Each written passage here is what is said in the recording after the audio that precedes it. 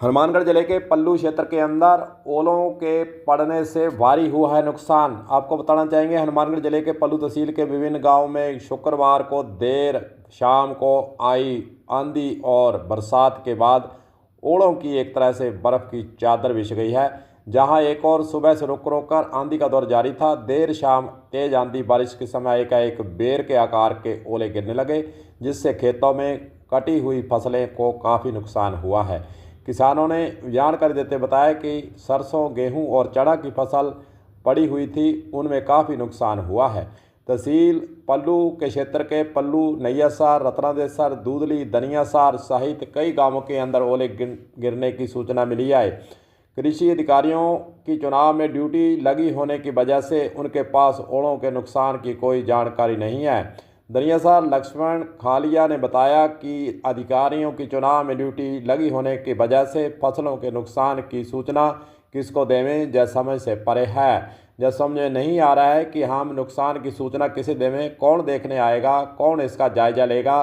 सभी चुनाव की ड्यूटी के अंदर मस्त हैं। आपको बताना चाहेंगे, 19 अप्रैल को आज चुनाव हनुमानगढ़ जिले के अंदर सुबह से लेकर शाम तक जारी था। वहीं दूसरी ओर मतदान पार्टियां भी इस क्षेत्र के अंदर गई हुई हैं, उनको भी आने जाने में दिक्कत होगी। लेकिन किसानों की मांग यही है कि सूचना किसको देवें, सबसे बड़ा सवाल यही है। और उन्होंने यह मांग की है कि सर्वे करवाकर मुआवजा देने की मांग की गई है। गांव रत्नादेसर दूधली किसान भीमसेन बारी ने बताया कि पहले नरमे की गुलाबी सुंडी से खराब हो गई हमारी हालत, अब की बार सरसों में भी बम फोड़ी निकलने से खराब हो गई थी। जो बची खुशी आस जगी थी वो ओलों ने ख़त्म कर दी है।